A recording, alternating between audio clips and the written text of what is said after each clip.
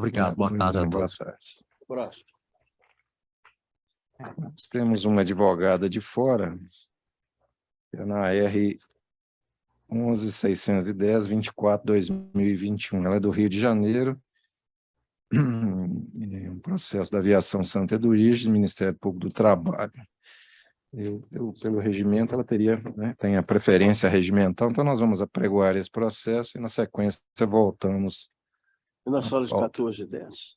Da sala de 14, do MPT, né? 14h10, sala MPT. Sala Ministério Público do Trabalho, processo de número 2, ação rescisória 0011-610-24/2021. Autora, Viação Santa Edviges Limitada, réus, Ministério Público do Trabalho, Empresa de Construções, Obras, Serviços, Projetos, Transportes e Trânsito de Betim, Ecos, e Município de Betim, de relatoria do excelentíssimo desembargador Emerson José Alves Lage. A inscrição para sustentação oral da doutora Carolina Tupinambá Faria, pela autora, está presente, e da doutora Maria Helena da Silva Gutierrez, pelo Ministério Público do Trabalho, presente. Então, boa tarde, doutora. Não está representando o Ministério Público. Eu vou direto à conclusão e depois volto a palavra às nobres participantes. Eu estou admitindo o processamento da presente ação rescisória, rejeitando as preliminares de ilegitimidade ativa e passiva ad causa e impossibilidade jurídica do pedido.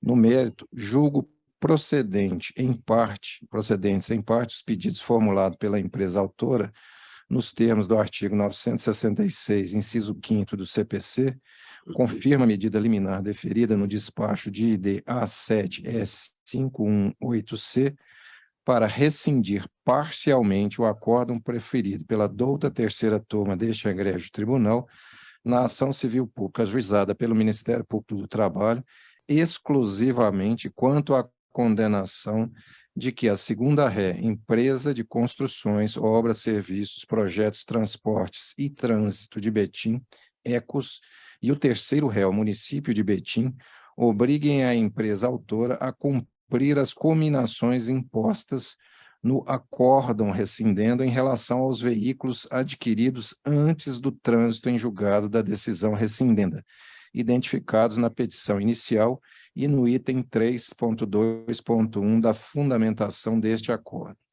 A segunda ré deverá arcar com os honorários advocatícios de sucumbência em favor dos patronos da empresa autora, no valor correspondente a 15% sobre o valor atribuído à causa, R$ 50.000, devidamente atualizado. Após o trânsito em julgado, libere-se em favor da autora o depósito prévio. Custas pelos réus no valor de R$ 1.000, calculadas à razão de 2% sobre o valor atribuído à causa inicial, isentos o Ministério Público do Trabalho e Município de Betim. Esse é meu voto, que eu encaminho para julgamento, inscrita pela Aviação Santa Eduíges, não é isso, doutora? Isso. A doutora Carolina Tupinambá Faria. A senhora tem interesse na manifestação, doutora? Eu acredito que sim, porque Sim. me parece que havia alguma divergência, não? Sim, a senhora tem a palavra. Bom, Agora, se a senhora quiser aguardar a eventual voto divergente, eu assegurar a palavra à senhora. tá bem. Se bem que pode manifestar, porque tem. É? É preferível a senhora já se manifestar. Pois não. Bom, então, boa tarde, senhores desembargadores, servidores, membro do Ministério Público e colegas advogados. Eu gostaria, primeiro, desejar um excelente ano judiciário a todos, que me traz aqui nessa primeira sessão do ano da SDI 2. É um caso que parece amplamente compreendido pelo Tribunal Regional, de modo que todos estão cientes, houve despacho de memoriais e visitação virtual aos gabinetes, e todos estão cientes que realmente o ilustre parquet realizou um excelente trabalho, né, de investigação em relação à saúde e segurança do trabalho dos trabalhadores que estão designados no setor de transporte coletivo de passageiros do Estado, especificamente na região de Betim.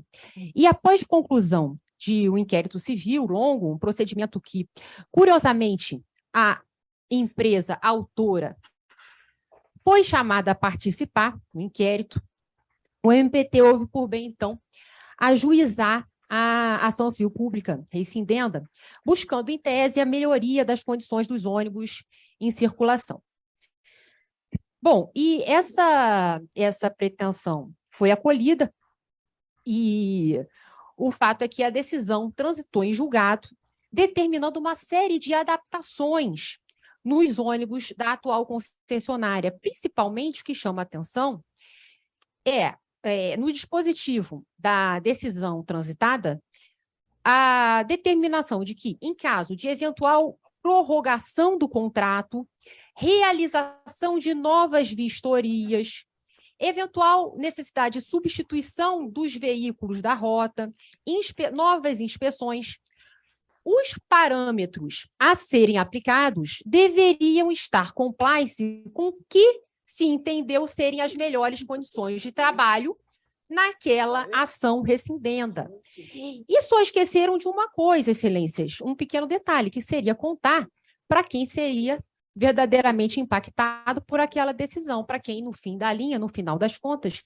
teria que cumprir a norma derivada desse provimento da pretensão ministerial. E aí que a autora cumpridora, né, de um contrato administrativo, após ser vencedora de um processo de licitação, que nada sabia sobre essa ação, que nada sabia sobre o êxito do Ministério Público, um belo dia foi comunicada pela administração pública que os trabalhadores do setor teriam conquistado uma série de direitos, de prerrogativas, enfim, em prol da proteção das suas respectivas condições de trabalho. Muito bem, uma excelente novidade, auspiciosa, positiva, mas esqueceram de um outro detalhe também. Qual que seria? Que quem teria que pagar essa conta, que quem teria que custear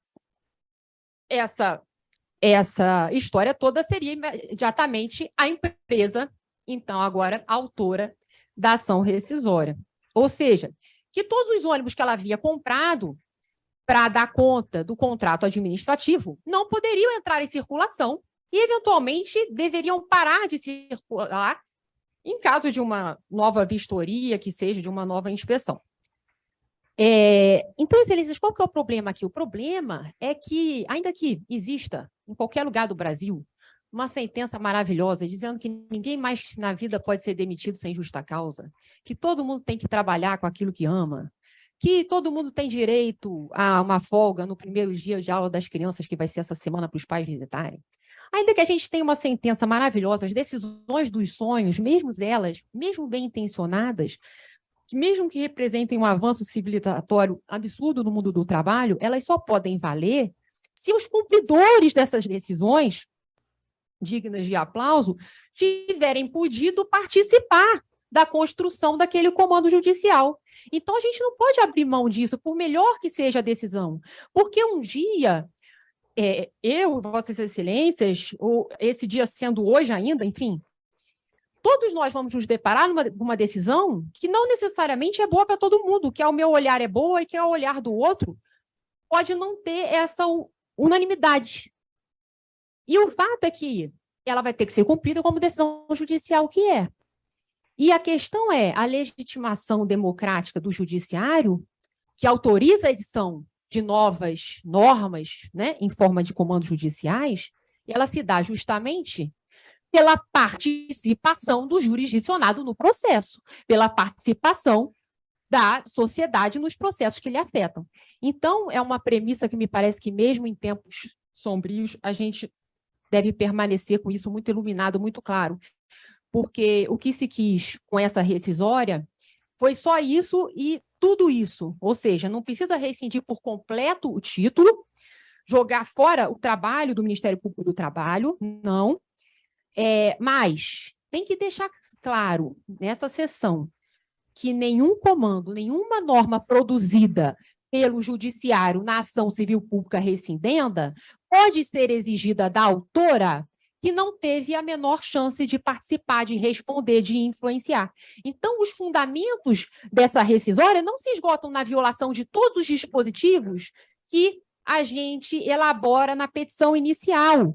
Não se trata apenas de uma nulidade de citação, de um litisconsórcio passivo necessário, de um dever de tratamento isonômico, porque existem outras ações que foram decididas no sentido que se postula agora nesse mesmo tribunal. Não se trata só de vedação à decisão surpresa. A gente discute aqui muito mais do que isso, excelências. Na verdade, o papel democrático das instituições e principalmente do judiciário, que a Constituição incumbe o dever de tutelar direito em caso concreto, ou seja, a partir do diálogo em contraditório com as partes envolvidas. Então, me parece que o background dessa decisão é muito maior do que se conseguiu expor na petição inicial, e o que pretende a autora é que nenhum comando seja dirigido a ela sem que ela tenha podido participar da construção dessa norma jurídica. É isso que eu tinha a dizer. Muito obrigada pela atenção.